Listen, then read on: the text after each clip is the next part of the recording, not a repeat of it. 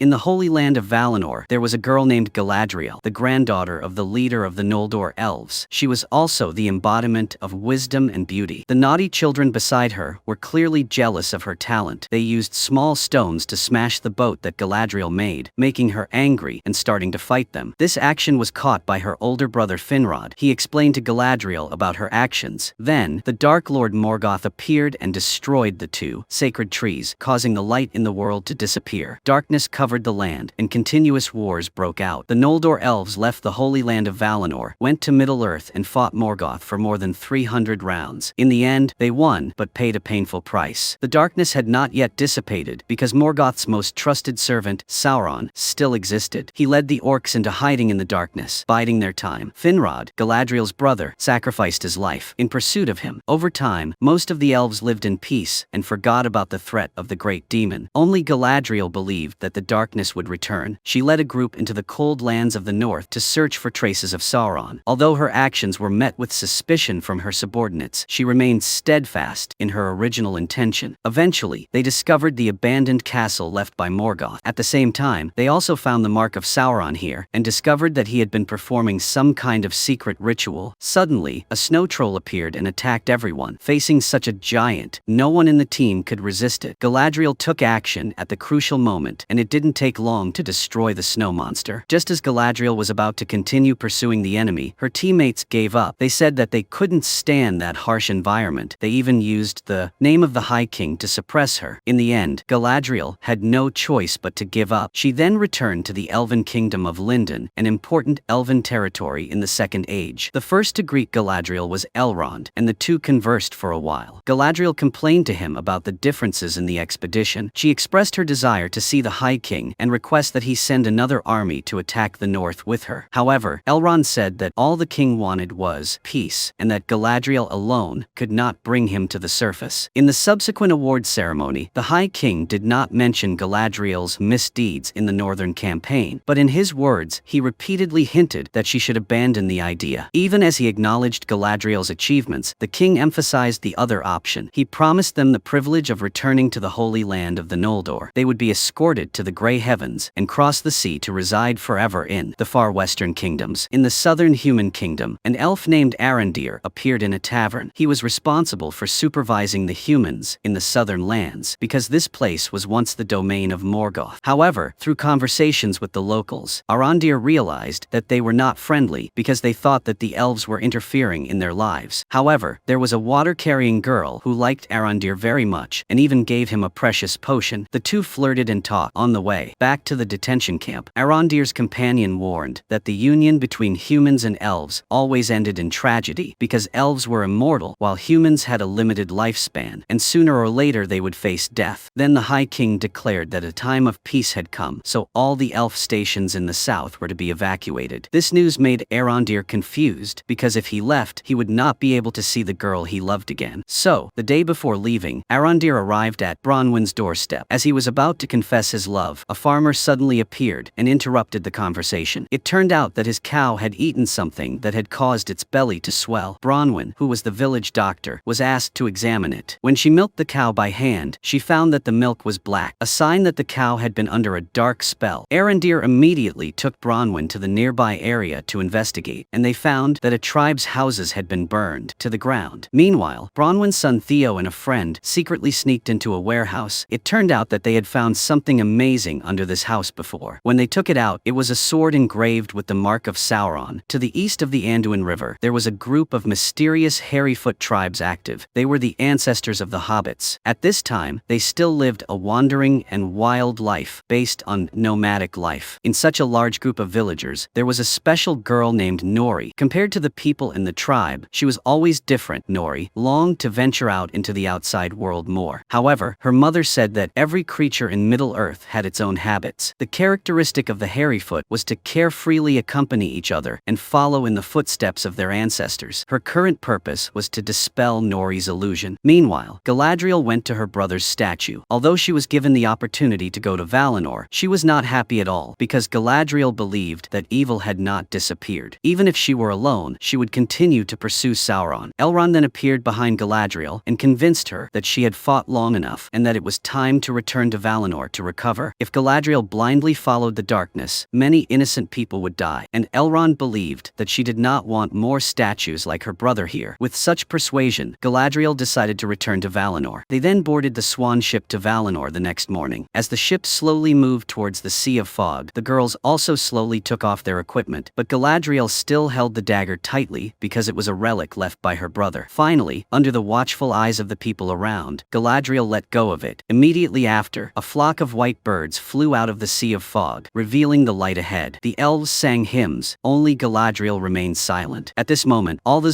swan ships were covered in divine light. Everyone was fascinated by the scene before them. When Galadriel looked at the dagger on the ground, it reminded her of her brother. At that moment, a ball of fire suddenly appeared in the sky and fell towards Middle-earth. Galadriel was moved and stepped forward. Then the image of Finrod appeared in her mind again. Finally, as the ship approached Valinor, Galadriel resolutely jumped off the swan. As the gates of Valinor closed, she was left alone at sea. Meanwhile, the High King asked Elrond to assist the Lord of Eregion, Celebrimbor, in crafting an item. The city of Eregion was a kingdom of elven craftsmen, and Celebrimbor was the most famous artisan among them. Later, they also witnessed a great fireball falling from the sky to the south. It fell near the village of the Harfoot tribe, and Nori saw this with her own eyes. She followed the trajectory of the fireball and found a large hole. Inside the pit, Nori saw a man lying there. At this time, her best friend Poppy also heard the noise and ran over, unfortunately accidentally pushing Nori into the fire pit. Luckily, the fire in the pit had no temperature, so the man was not burned. Then, Nori approached and tried to wake him up. The man suddenly woke up, grabbed Nori's hand, causing everything around him to float into the air. Then the fire disappeared. Until he lay down, everything returned to normal, and he even fell asleep. Again, Nori and Poppy then took a cart to take him away. During this time, Poppy was extremely confused. She did not understand why Nori risked her life to save that man. Nori herself did not know, only felt that it seemed like it was arranged. As for Arondir and Bronwyn, they went to the burned tribe, where only ruins remained and all the residents were missing. The two found a hole in the house. Arondir sensed something terrible and asked Bronwyn to return to tell him. While he went ahead, alone to explore the cave, Elrond also came to the craftsman kingdom of Eregion, where he saw the hammer that had been used to forge the Silmarils. The owner of the hammer was Fëanor, the eldest son of Finwë, and Celebrimbor was his descendant. Celebrimbor then told Elrond that he had always wanted to complete a great work of his own, like Fëanor had forged the Silmarils. However, he had been working on this for a long time without success, which was why he needed Elrond's help. Celebrimbor showed Elrond his plans. It turned out that he intended to build a giant furnace, an improved version of the ordinary furnaces. The weapons that would be created from it would be the best of the best, things that would change all of Middle-earth. But Celebrimbor needed the work done before spring, so Elrond suggested that he might enlist the help of the dwarves, because they were the descendants of Aule, the god of craftsmen. Building had always been the skill they took pride in. Soon the two men arrived at nearby Khazad-dûm, the dwarven empire founded by Durin. In Lord of the Rings, this place is called Moria, because when they mined the mountain, they accidentally awakened an ancient stone demon that led to the destruction of the empire. At this time, Elrond boasted to Celebrimbor that he and Prince Durin were good friends and would surely receive help. But unexpectedly, Elrond was rejected as soon as he entered the door. To regain his position, he asked to fight the dwarves. Not long after, he was captured by some dwarven soldiers, and Celebrimbor could only stand outside in confusion. This was the whole of Khazad-dûm. The dwarves had built countless palaces on the mountain, which looked like paradise. Elrond was truly impressed by their architecture. He was led into a hall, and Prince Durin appeared shortly afterwards. When he heard that Elrond wanted to challenge his tribe, Durin immediately agreed to compete. The challenge was a contest of two people breaking rocks until one side could no longer break them. If the challenger lost, he would be banished from the land of the dwarves forever. The two sides began the contest, and under the repeated blows, Elrond was finally exhausted and lost. He thought that Prince Durin was just joking, but soon Elrond was really banished. It turned out that he had never contacted Durin in the past 20 years. Although 20 years was like the blink of an eye for the elves, it was a whole youth for the dwarves. So Prince Durin was very angry. Finally, thanks to Elrond's sincere apology and the prince's mediation, the two resolved their conflict. The prince then agreed to help reunite the dwarves and elves. Meanwhile, Galadriel swam persistently in the sea for a day and a night until she met a group of shipwrecked people and was rescued by them. Galadriel discovered that these people were adrift because they had been attacked by unknown giant beasts. Soon after, the beast suddenly appeared again. The woman, out of fear, pushed Galadriel into the sea to use her as bait, hoping hoping to be safe. However, the beasts still rushed towards them. During the fight, the raft was broken into pieces. In the end, only a man named Halbrand and Galadriel survived. During the conversation, Galadriel found out that the man had fled because he had encountered the orcs in his homeland. This made her think of Sauron's plot, so she hoped that Halbrand would go find the companion beast. However, at this time, both of them were still drifting on the open sea, and saving themselves was still a big problem. In another development, the mysterious man had woken up but seemed unable to speak, and his behavior was also very strange. Nori's sudden appearance made him scream loudly. The sound seemed to turn into a terrible storm. Fortunately, he finally realized that Nori was his benefactor, but communication between them was still difficult. He drew on the ground to express himself, but Nori did not understand what he meant. Meanwhile, Arondir found traces of the orcs in the cave. It seemed that they had hidden by digging tunnels. He was now at a disadvantage, and when he tried to leave, he was discovered by them. While running away, Arondir accidentally fell into a waterhole. When he swam out, he realized that there was a dead end ahead, so he pulled out his dagger and prepared to fight. But then suddenly, claws appeared behind him and dragged him away. After returning to the village, Bronwyn immediately reported the situation to everyone, but no one paid any attention. With no other choice, she had to go back home to check, and was surprised to find a large hole in the floor. It seemed that the orcs had also escaped through this tunnel. Luckily, Theo was hiding in a drawer and was not discovered. At this time, another orc crawled out of the hole, scaring Bronwyn so much that she hid in the closet, but she was eventually discovered by the orcs with their keen sense of smell. Theo rushed out in time to save his mother. The two sides fought for a long time, and Theo successfully hanged him, but unfortunately the rope broke, allowing the orc to turn the tables. At the crucial moment, Bronwyn beheaded him. When the villagers saw that, they realized something serious was happening, and immediately organized an escape. Theo actually brought the broken sword with him, and discovered that it could be restored by sucking fresh blood. That night, Nori and Poppy visited the mysterious man again. It turned out that Nori's father accidentally injured his ankle while going to work in the morning, so she had to stay home to take care of him. This time, Nori wanted to say goodbye to the mysterious man. He looked at the lanterns in the girl's hands and summoned a swarm of fireflies which flew into the air in a pattern. Nori seemed to understand the mysterious man's intentions and said she knew where he was looking. On this side, Galadriel was caught in a huge storm, with a wave throwing her into the sea. Luckily, she still had the rope tied around her, so Halbrand risked his life to save her. After a difficult night, they met the fleet the next day. Elrond, on the other hand, was kidnapped by the orcs and taken to the dungeons in a state of confusion. When he woke up, he found himself in front of a construction site. The slave's job was to dig tunnels. The dark clouds in the sky cleared and the sun shone down, allowing Arondir to discover that the orcs were especially afraid of direct sunlight. After asking everyone, it was true that orcs could not move under the sun's rays. They could only hide secretly by digging holes in the ground. There were caves under the villages around here, and the orcs were looking for something for their leader. Arondir guessed that it must be a weapon. They agreed to wait until the sun was at its strongest to take the opportunity to escape. At this time, there was an ancient tree ahead, so the group of elves refused to dig. So the leader of the orcs took this opportunity to kill an elves. Being cornered, Arondir could only follow their orders. When the sun was at noon and shining very strongly, the orc leader stepped out to urge the work, and an elf understood and used the harmful sunlight to start fighting. They took off the orcs' hoods together. Under the sunlight, they could only scream in pain. At the same time, everyone took the opportunity to try to cut off the chains. At this time, one person who ran away first was immediately defeated, and at the same time someone was dragged into the cave. Immediately after that, there was a tense tug of war between the two sides. At this time, Arondir jumped up and knocked down the roof of the orcs to avoid the sun. Seeing that the elf was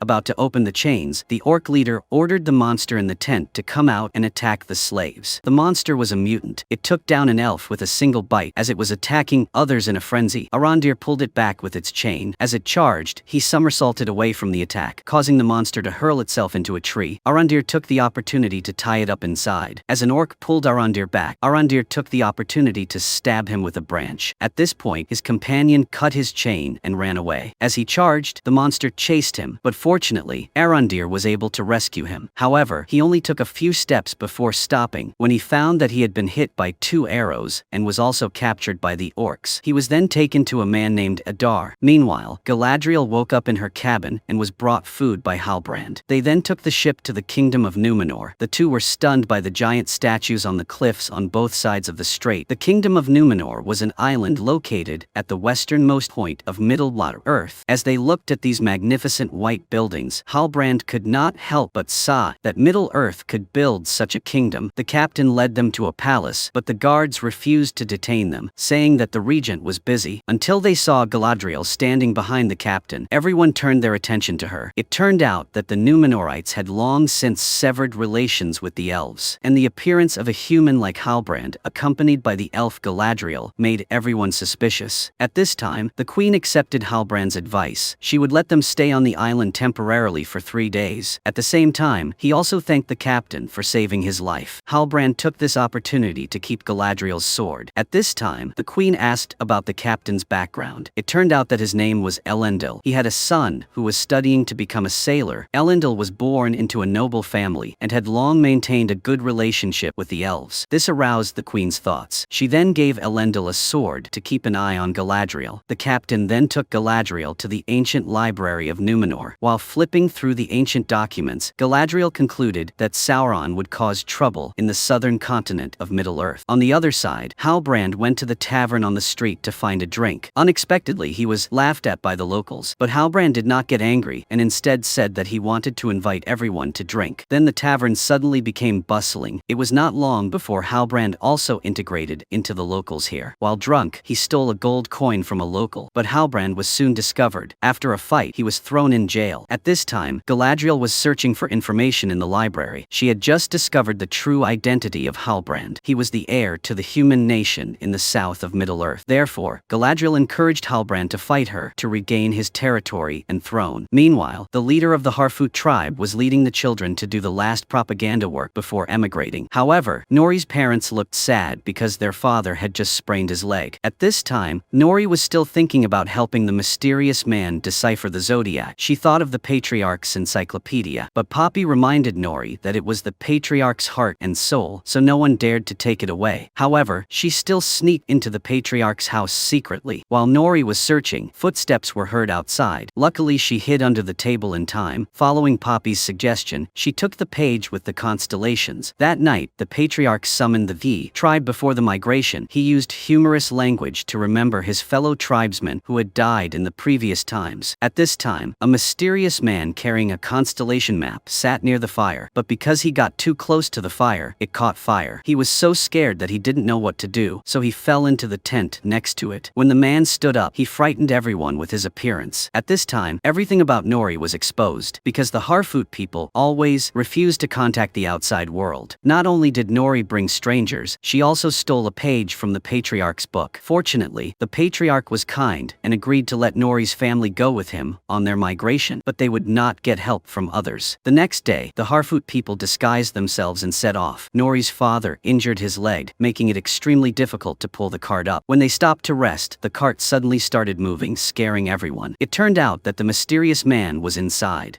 With Nori's persuasion, her parents also agreed to let him go with them, thanks to which they were moving forward much faster. At this time, Queen Númenor was praying for her newborn child, when suddenly the crystal chandelier in the hall began to shake, and white flowers fell. Immediately, a huge flood came to the kingdom of Númenor. Suddenly, the queen woke up, and she was startled to realize that it was just a nightmare. The queen decided to summon the elf Galadriel, while the people here had a special contempt for the elves. Even the Pharazôn was a supporter of the anti-elf faction. When Galadriel met the queen, she said that she would join Halbrand and ask the kingdom of Númenor to help deal with Sauron. But the queen thought Galadriel was joking, so she decided to speak with the real power of the kingdom. In the end, the dialogue failed miserably. Galadriel was again placed under house arrest. On this side, Arondir was tied up by the orcs and taken underground. When Adar stepped forward, they bowed their heads in respect. He did not look like half orc and half elf. Adar's face was full of scars. He first rescued the wounded orc in front of him. At this time, Adar said that he did not want to hurt Arondir. He told Arondir many truths. Adar also asked him to bring a message to the people taking refuge in the watchtower. At this time, watchtower was very crowded with people taking refuge. They did not have much food left, so they needed to find someone to solve this problem. But Bronwyn did not want to risk it, so she decided to let the villagers go up the mountain to catch rabbits and rats. She also warned her son not to go down the mountain without permission. The conversation between the two ended sadly, but Theo secretly went down the mountain with his friend Juan. They had gathered a lot of food. While returning, Theo suggested going to the tavern to check again because he thought there might be something better there. Theo entered the tavern alone. Just as he was collecting the scattered grains on the ground, the tavern door suddenly closed. Dark clouds were also gathering in the sky, so Juan ran away first. Suddenly a figure flashed behind Theo. When he stood up to check the situation, an orc suddenly attacked. After the attack, he even tasted Theo's blood. At this time, he pulled out the broken sword and stabbed it hard into his arm. After the blood, it began to form a blade. The orcs also saw that this sword seemed to be exactly what they were looking for. As soon as Theo ran away, he gave chase and called for more of his men. By this time, Theo had escaped death in a well. Meanwhile, Celebrimbor's side was finding that the progress of the furnace was too slow, so they decided to seek help from the dwarves once more. When Elrond arrived at the dwarf prince Durin's house, he was told that Durin was digging underground. Elrond then quietly went to the mine below. Durin thought that the elves wanted to take possession of the dwarves' newly found ore, but Elrond assured him that they had no such intention, so the two made a vow to the mountain. Then Durin took out a piece of ore. This newly discovered mineral was lighter than cotton, but harder than steel. It would be the best material for making weapons. Elrond named this ore Mydrin. Durin saw that he liked it very much, so he gave it to Elrond. At this moment, the mine behind suddenly collapsed. Since there were 4 dwarves inside, Durin risked his life to go in and check. At the same time, on Galadriel's side, Pharazôn led his soldiers to the prison cell. He announced that the queen's order was for Galadriel to sail away from Númenor. However, she had already put the soldiers into the prison cell in just a few seconds. At the same time, Pharazôn, who had just drawn his sword, quickly put it back because he knew that he was no match for Galadriel. Then she went to the former king's room because the queen was also there. Galadriel was then taken into the room and found a crystal ball that killed metal. There were actually 7 such crystal balls. The other 6 had long been lost, and this one had been passed down in the kingdom of Númenor until now. When Galadriel laid her hand on the crystal ball, she saw the near future here. The prophecy of the fall of Númenor gave Galadriel more reason to convince the queen to fight her, but unexpectedly, she still refused because now the majority of Númenor was firmly against the elves. If the queen and the elves united, the queen would not be able to protect her throne. At this time, the villagers who went hunting returned with only 1 prey. On the other hand, Juan brought a cart full of food from the foot of the mountain. Meanwhile, Theo had to wait until nightfall to crawl out of the well. However, the orcs had not given up looking for him. Theo had now pulled his injured leg out of the sight of the orcs. Just as he was rejoicing that he was about to escape successfully, a man discovered Theo. He grabbed his arm to threaten him. The man demanded that Theo reveal the whereabouts of the sword. Suddenly, he was knocked down by someone from behind. It turned out to be Arondir, who had been released and had rescued Theo in time. The two were then chased by the orcs into a forest. With his archery skills, Arondir had taken down the pursuers one by one. At this time, Bronwyn also came to help them escape from the jungle. Now that the sun had risen, the orcs who were afraid of the light could only watch their prey run away. At the same time, following the prayers of the dwarf princess, the 4 dwarves buried in the mine were successfully rescued. King Durin III then decided to close the mine because of the danger, but this caused discontent in Durin IV. He angrily said that he would never pay attention to his father again. Thanks to Elrond's comfort, Durin IV's anger subsided. He also went to see his father and asked if he could help the elves. Fortunately, King Durin III agreed to this request. At dawn, Arondir brought a message from the orc chief. As long as the humans here agreed to give up their land and serve Sauron, they would be protected from the orcs' attacks. When Bronwyn looked at her people, she did not know how to tell them. At the same time, when Theo was about to take out the sword to check, it was discovered by its previous owner. Both of them had sword stab wounds on their arms. This man told Theo something important. The true owner of this broken sword has returned, and that person is Sauron. Everyone here has seen Sauron. It was the fireball that flew across the sky a few days ago. He said it was Sauron falling from the sky. On the orc side, when the information about the sword was received, they reported it to Adar at the Elf Tower. At the same time, the Queen of Númenor obeyed the wishes of the people. She sent Galadriel away from here. Then the petals in front of the palace fell like snowflakes. The queen thought that this was not a good sign, so she decided to change the plan and personally escort Galadriel away, and they would depart in 10 days. The announcement was approved by the people of the kingdom. As for the Harfoot tribe, although Nori's father was injured in the ankle, with the help of Poppy and the mysterious man, they were still following closely behind everyone. The village chief had chosen to go through the Bingley forest based on his migration experience in previous years, but But this forest was a bit strange now. Poppy also had a bad feeling when entering the forest. Nori also found large footprints of wild wolves on the ground, so they told the situation to a person in the tribe who was picking mushrooms. At this moment, a monster roared, scaring the crows in the trees away. The three people were also scared and ran away because the wild wolves were following closely behind. Unable to outrun them, they decided to hide first. Just as Nori was about to break a branch to fight, a wolf rushed towards them. But before it could bite the girl, the mysterious man rushed out to save her. At this time, other wolves also surrounded them. The man then slammed his hand on the ground, creating a shockwave that sent the pack of wolves flying. The pack of wild wolves then fled. The man's action also injured his hand. When Nori got the herbs, he dipped his hand in water to cool it down. The man's mouth was still chanting strange incantations. At this time, the water was starting to freeze and condense his arm. Nori tried to wake the mysterious man up with her hand, but it was frozen too. When the mysterious man's magic stopped, Nori was suddenly thrown back. When he woke up, he realized he had done something wrong. The man wanted to comfort Nori, but she was scared and ran away. At the same time, three people in white robes arrived at the place where the mysterious man fell. They carefully surveyed the area around the fire pit. On this side, the leader of the orcs, Adar, was sunbathing when one of them came to report. Knowing that the tunnel had been opened, Adar immediately ordered his men to gather their troops and prepare to leave. At the outpost, Bronwyn was summoning the villagers. She called on everyone to stay and fight with her against the orcs, but only a few chose to stay while the others left with those who believed in Sauron. The group had come to the orc camp to swear allegiance to Sauron.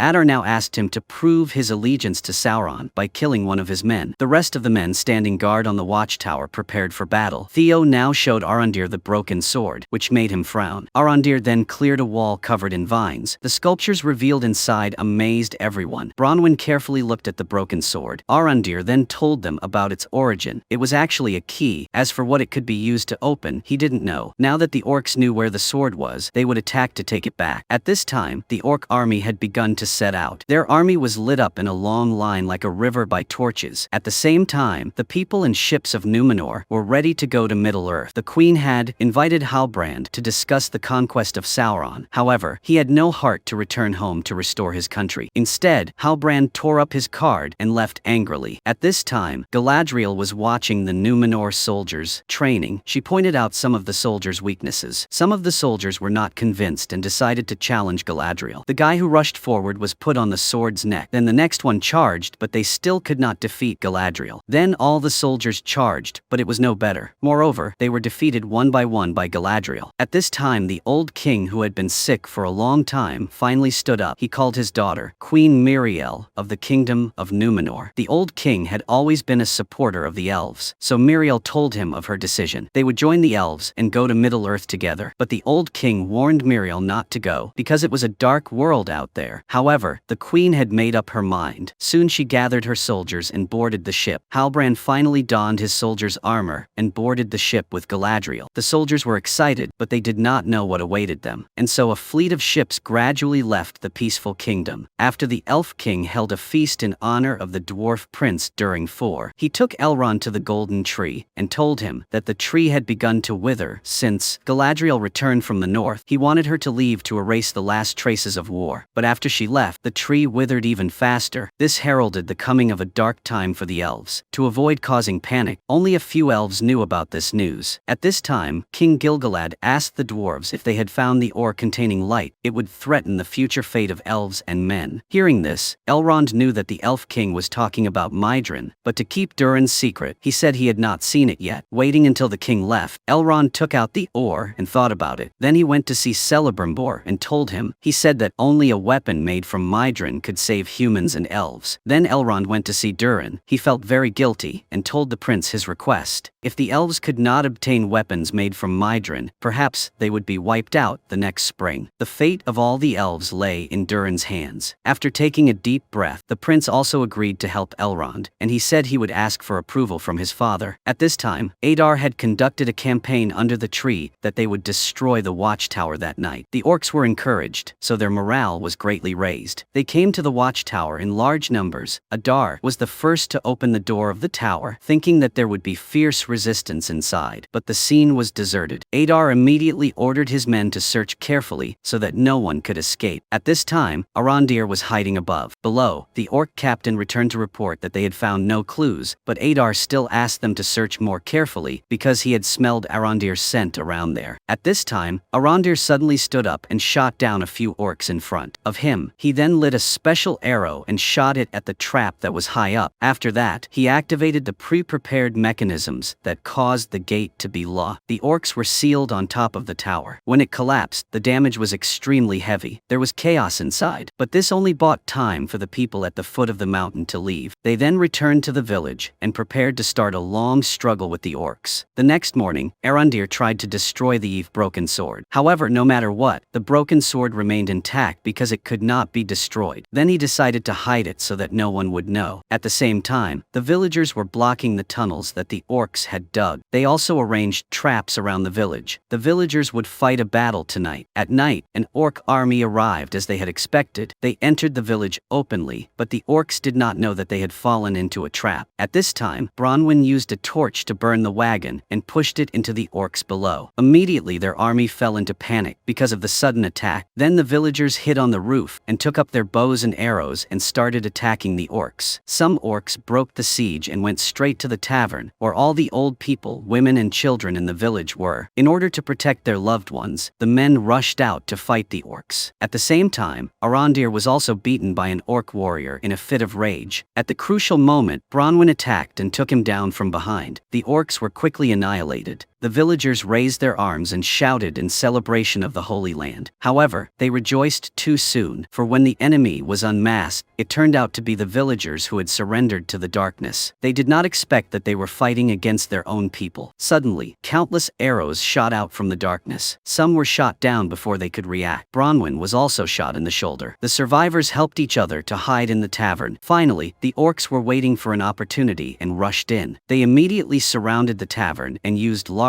logs to knock on the door one by one. Soon the door was broken open. Then the orcs rushed in and took control of everything. At this time, Adar went straight to Arondir to ask for the whereabouts of the broken sword. There was no way back, but Arondir still wanted to negotiate. But unexpectedly, in order to save his mother, Theo secretly handed over the broken sword hidden in the ground to him. After receiving what he wanted, Adar ordered the orcs to massacre everyone. Then he arranged another secret mission for his subordinates. But at this time, the Númenor cavalry came here as if from the sky. They were all well equipped, so dealing with the orcs was extremely easy. Soon they fell down one by one without having time to fight back. Adar felt that the situation was unstable and rode away. Galadriel saw this and immediately chased after him. After a while of chasing, Halbrand stabbed Adar with his spear, causing him to fall off his horse. When he wanted to pick up the sword, Halbrand stabbed his palm. When he wanted to kill Adar, Galadriel stopped him in time because Adar needed to survive so they could get more important information. In the stable, Galadriel began to question him. It turned out that Adar was the son of darkness, whose real name was Moriondor. They were the first elves transformed by the great evil Morgoth. At this time, Galadriel only wanted to know Sauron's hiding place through him, but the answer Adar gave her was hard to believe. He said that after Morgoth was defeated by the elves, Sauron led his people to flee to the far north. There Sauron tortured his pursuers, including Galadriel's brother. She almost got angry after hearing this, but luckily, Halbrand stopped her from attacking Adar. Bronwyn then met Halbrand and saw the king's mark he was carrying, and this was their future king. The humans here had also found a leader that everyone hoped for. Galadriel then returned the broken sword to Arondir, who in turn gave it to Theo. But when he opened it, what he saw was an axe. It turned out that the sword had been taken by its original owner and brought to the stone wall of the outpost. After using his own blood to activate the broken sword, he inserted it into the lock in front of him and turned it. Immediately, the mountain began to shake as the floodgates were opened. The floodwaters poured down from the high mountains with great force. Even the horse sensed the danger. Suddenly, there was a rumbling sound in the distance, and water began to gush from the ground. Adar lay listening to the sound of the water and felt very satisfied. The flood dragged the tunnels dug by the orcs into the lava-filled ground. After the water and fire mixed, a great reaction occurred. The volcano was quickly activated, causing thick black smoke to rise. At this moment, Galadriel knew that the dark hour had truly come, and this volcano was the volcano of destruction that melted the demon world. This place would fall into a world of eternal darkness. Volcanic rocks were falling one after another in this small village, and at the same time, smoke and fire were gradually coming and covering them. Then Galadriel, covered in dust, woke up in red flames, surrounded by screams. The surviving Númenor soldiers began to rescue their comrades. They could not believe that their comrades, who had been so excited just now, were no longer breathing, and even then, the burning houses were still threatening everyone's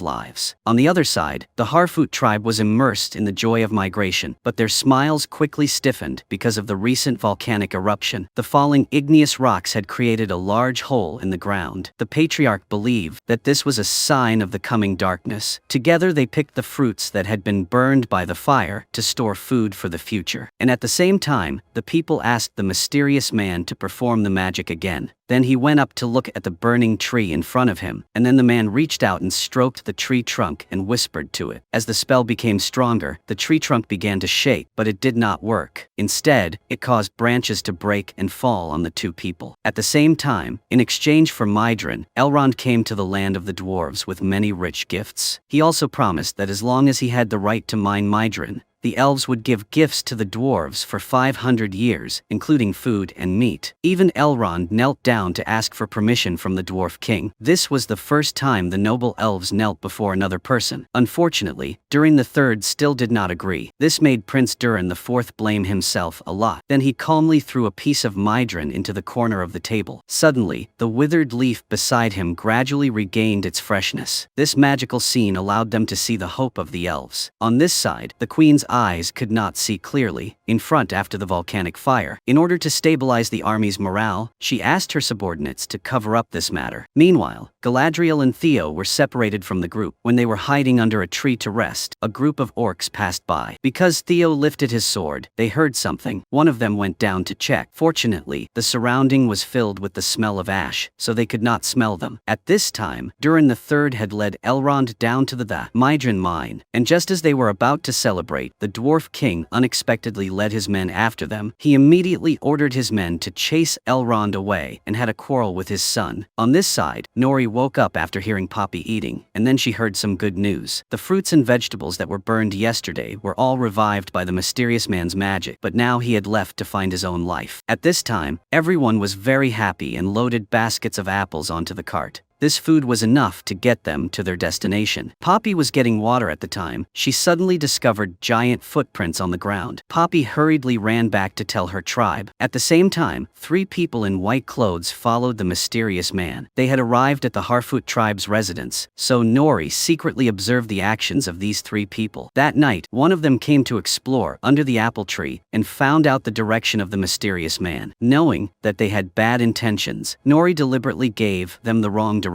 But when she looked back, those people had actually disappeared. Then they suddenly appeared from behind her. In order to protect his daughter, Nori's father came with a torch, but unexpectedly, one of them extinguished the torch with her bare hands. Then she blew a spark from her hand, causing the villagers' cart to catch fire. All their belongings were burned, and the people in white clothes suddenly disappeared. The next morning, Galadriel took Theo to find the Númenor army. There he met his mother and Arondir. Galadriel also met the queen again, but Miriel was now blind. She then ordered a temporary return to the island. Waiting until the queen left, Galadriel saw Halbrand lying injured on the bed. After a period of treatment, he regained his health. He quickly mounted his horse and went with Galadriel to the elves to seek rescue. On this side, the dwarf king threw the elven leaf into the mine. After falling to the bottom, it caught fire. From the fire, a demon named Banrock was accidentally awakened. At this time, the mysterious man went to the giant green forest according to the star map. At the same time, 3 people in white robes also followed him. As soon as they saw the mysterious man, they immediately knelt down and called him Lord Sauron. The true identity of the mysterious man was finally revealed. On this side, Elrond returned to the elven kingdom of Lindon and told the elven king about the unfinished mission. At this time, they saw Galadriel return with the injured Halbrand. After being treated retreated, he went to Celebrimbor's workshop. When he saw some raw materials, Halbrand suggested that he forge Mydron with other metals to enhance its power. On the other side of the kingdom of Númenor, the old king was also dying. The girls were painting his last portrait. Suddenly, the king grabbed his daughter's hand. He muttered that the island would soon fall. So Talina quickly called her servant. When she returned, the old king was already sitting on the chair. Celebrimbor was asking the elf king to make a crown from Mydron according to Halbrand's idea. He also said that the elf king wearing a crown blessed with Mydron could reverse the elf's fate. However, the king still firmly refused Celebrimbor's offer. But he still started the furnace and began to study the methods of building the crown. This made Galadriel suspicious of Halbrand's true identity. At this time, 3 women in white robes were performing a mysterious ceremony for the mysterious man. They told him that Emperor Jun would take him to the east, where the man could release his true sealed power. At this time, some members of the Harfoot tribe were secretly observing them. Only the 2 women in robes and the mysterious man were there. When they left, they went out to untie the rope from the mysterious man's hand. But Nori's mother discovered another mysterious man lying on the ground. It turned out that the one who was tied up was the one in white robes in disguise. It turned out that it was all a trap to let Nori escape. The patriarch hugged the man tightly. But at this moment, another woman appeared and threw a knife at the head of the patriarch. Suddenly a strong wind appeared. It turned out that the mysterious man had woken up and was coming. He started using his power and blew away 2 of the cloaked women. Then the remaining women rushed forward and used his stick to control him. At this moment, the patriarch rose up and stabbed the knife into the sole of his foot. The leader was also hit in the head by Nori, who threw a rock at him, causing her to drop his stick, and it was taken away. This made her angry, and she took 2 flames in her hands and set the forest on fire. Not long after, the surrounding area was burning fiercely, and Nori's group was also surrounded by flames. Just as she was about to attack, the fire in her hand suddenly went out, and the surrounding fire gradually disappeared. It turned out that the mysterious man had woken up again. At this time, the 3 cloaked women discovered that he was not Lord Sauron. It turned out that the mysterious man's true identity was a magician. He began to cast a spell that lit up the entire forest, causing the 3 women in white to turn into ashes. When dawn broke, Queen Miriel returned to the kingdom of Númenor. Although she was blind, she still felt a strange atmosphere. At the same time, Galadriel also confirmed that the king of the south had severed his bloodline more than 1,000 years ago. So Galadriel directly asked Halbrand who he really was. He said that he had woken up before breaking the first silence. During that time, Halbrand had many names and his real name was Sauron. Just as Galadriel was about to stab him, she was easily blocked. Galadriel was then controlled by Sauron. She entered a dream where she met her brother again. After that, a series of events took place in a hazy manner. When Galadriel woke up, she saw that the person in front of her was Elrond. He said that Halbrand was helping Celebrimbor create a crown. Hearing that, Galadriel immediately went to his workshop. Sauron had disappeared, so Galadriel said to replace the crown with 3 rings, because 1 would always be corrupt and 2 would always be divided. But with 3 there would be balance, because the raw materials required the purest gold and silver from the holy land of Valinor. Galadriel contributed her dagger, and so the creation process began. Finally, the 3 rings containing the power of the elves were created. On the other side, Nori also decided to follow the mysterious man to the east of Jun, and Sauron also returned to his dark land. So the movie has ended here. Goodbye, and see you again in the latest videos.